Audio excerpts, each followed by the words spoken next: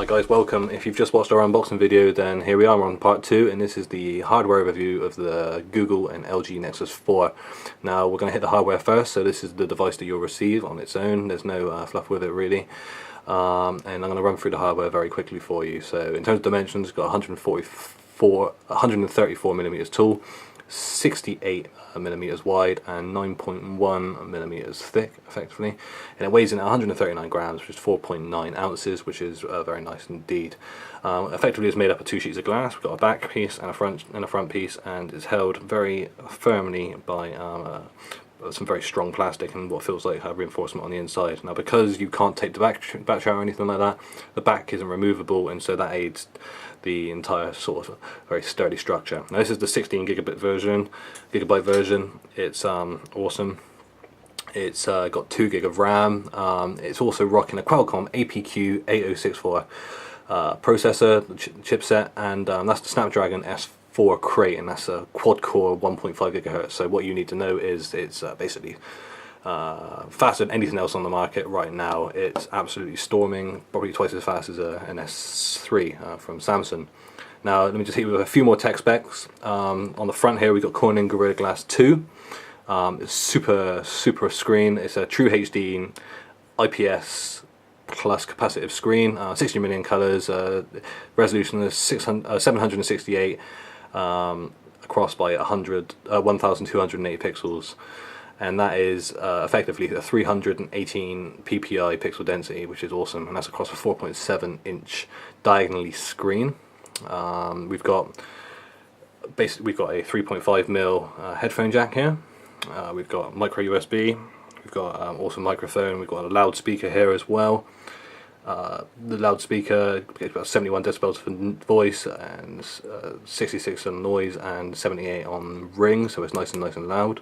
The camera around the back here is a 8 megapixel camera, capable of taking photos at 3264 by 2448 pixels. Got autofocus, LED flash, the whole shebang. We can take video at 1080p at 30 frames per second, which is awesome.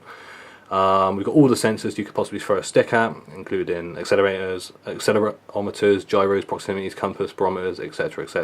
Bluetooth version 4 supports 3G HSDPA at 21 megabits per second, at 42 megabits per second, sorry, and HSGPA at 21 megabits per second, and Wi-Fi 802.11, A, B, G, and N, and everything else, Wi-Fi hotspot, DLNA, etc. So, I mentioned the glass then a second ago. This is Corning Gorilla Glass 2. It's unscratchable, absolutely beautiful, but it's worth noticing and knowing that the front is Gorilla Glass 2, the back isn't. The back is some other kind of hardened glass. Now what you'll notice here, if I just give you, there you go, this is what everyone keeps talking about, is the shimmer, the kind of sequins. So if I flash it at the bulb there, and that is a large part of the Nexus personality, you'll notice a very sturdy feeling phone. Around the edge, we've got this kind of silver bezel that you'll be familiar with if you've seen Apple devices from the past. But all in all, it just feels like a huge, really quality piece of phone, and considering the price, it's amazing. Now, in terms of battery, it's got a 2100 milliamps per hour battery. It's not removable, which may be a problem for you if you're a businessman, for example, and you need to change batteries as time goes on. But that's going to allow you about, well, on standby they say on 3G 390 hours, but that effectively, supposedly, is 15 hours of total time.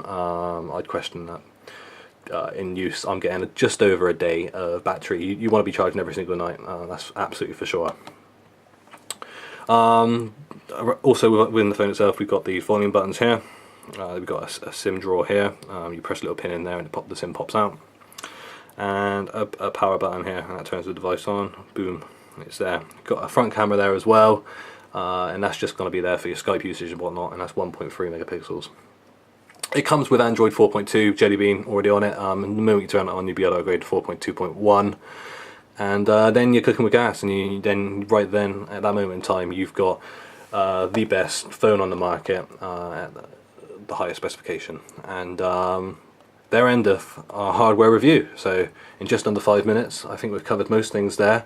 Join me in a second for the next video, which I'm going to break down, and that will be for the software running on the Google Nexus 4, and all about Jelly Bean version 4.2.1, and I'm going to show you how awesomely quick it is on this absolute powerhouse, and how Project Butter has changed the Android game entirely. So do not miss that next video if you're even considering buying a Nexus 4, or you want to know what the next stage of the Android evolution is like.